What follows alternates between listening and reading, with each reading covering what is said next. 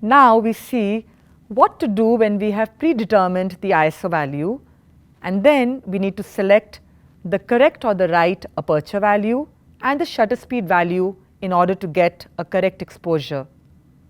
Let's do more questions and get into a quiz to consolidate our learning on the concept of correct exposure.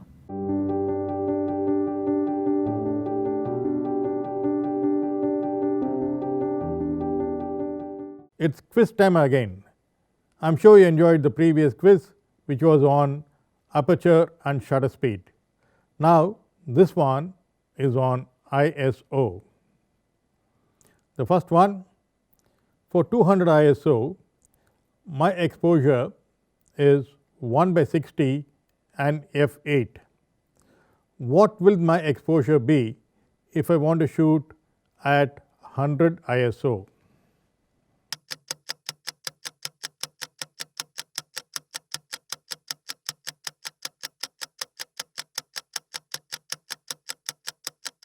My answer would be 1/30 f8 or 1/60 and 5.6. How did I get this? I told you earlier that 200 ISO is one stop more sensitive than 100. So when you reduce from 200 ISO to 100 ISO, I got to allow more amount of light either through the shutter speed or the aperture. My exposure was 1/60 and f8. In the first case, I have gone to 1/30 and f8, where I have allowed more amount of light, one stop more amount of light to the shutter speed. In the second case, I have retained the same shutter speed of 1/60, but I have allowed more light to the aperture because from f8 I have opened up to 5.6. Think about it for a couple of seconds. Think of what I told you for a couple of seconds, and then we will move on to the second sum in this quiz. The second one is, for 100 ISO, my exposure is 1/125 and f11. What will it be for 400 ISO? What will it be if I want to shoot the same thing at 400 ISO?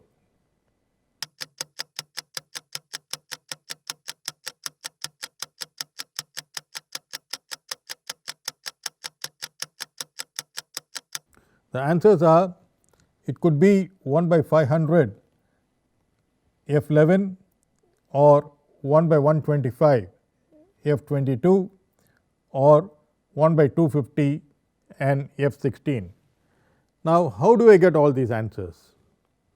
Now between 100 ISO and 400 ISO, the difference is 2 stops. I have given you the exposure for 100 ISO. So for 400 ISO, I got to reduce or cut light by 2 stops, either to the aperture or the shutter speed. Here in the first case, from 1/125, I am moving 2 stops. I am cutting out light, I am moving to a faster shutter speed. From 1/125, I am moving on to 1/500, which is 1/125, 250 and then 500. f11 remains the same. In the second case, I retain my 1/125 and I change my aperture.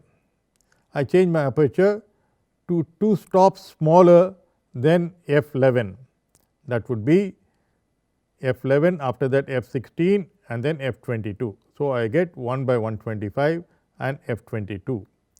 Or it could be, I could either change one in the shutter speed, one in the aperture. It could also be 1/250 and f16. Once you work out one combination, then as we did earlier when we were doing shutter speed and apertures, you can work out several other combinations. All these combinations give you the same amount of light. Right. Now the third one is 400 ISO 1/8 and f11. What will it be for 100 ISO? It's just a reverse of what we did earlier. Now 100 ISO is 2 stops less sensitive than 400 ISO. So you got to allow 2 stops more amount of light. Okay. Now work it out. Now, you work it out, then I will come up with the answers.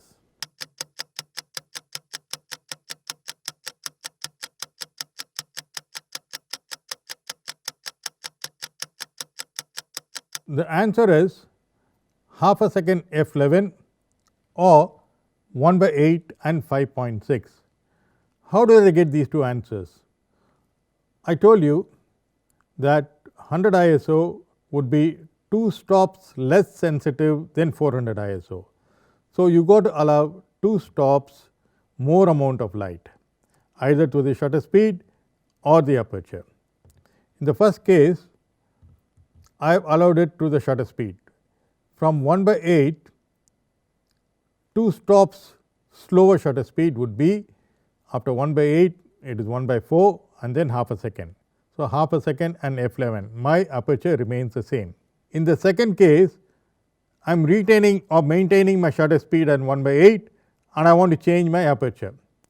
So, from f11, I got to go to a bigger opening, which will be by 2 stops, which will be after 11 it will be 8 and then 5.6. So, the two answers are half a second and f11 and 1 by 8 and 5.6. You can work out various other combinations over here. The next question will be, for 200 ISO, my exposure is 1 by 15 and f16. What will it be for 400? This is just the reverse of the previous one which we had. The previous one, I gave you 400 ISO and asked you to find out the exposure for 400. Now, I am giving you 200 and I want you to find out for 400. Right. Work it out and I will come out with the answer.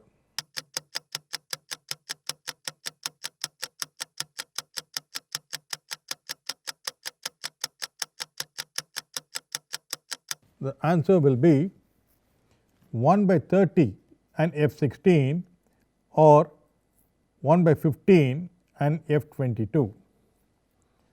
What is the reasoning? 400 ISO is 1 stop more sensitive than 200. So, you got to cut out light 1 stop, either to the shutter speed or the aperture. So, here 200 ISO, it is 1 by 15 and f16. So, what did I do? I moved to a faster shutter speed by 1 stop. I went on to 1 by 30. So, 1 by 30 will be f16. Now, the other one is 1 by 15 and f22. What did I do here? I retained the same shutter speed at 1 by 15. So, I have to cut out light to the aperture.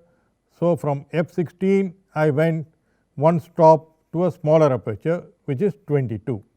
So, you have two options here. You can choose whatever you want, which would suit your creativity or your subject. In conclusion, exposure depends upon the density of the subject.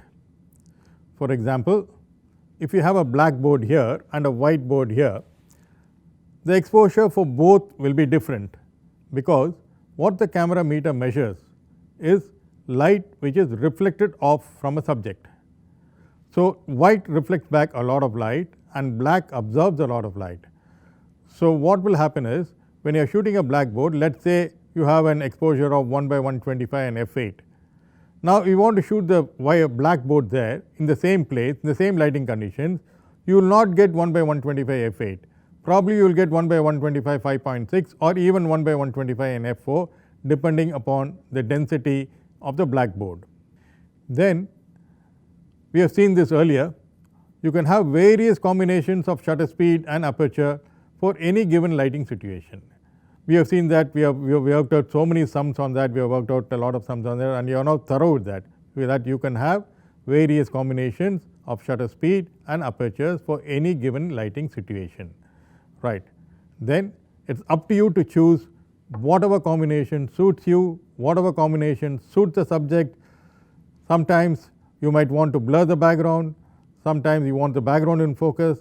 All that is your choice, all that depends upon your creativity. You can choose the combination which not only suits the subject, but also suits your creativity.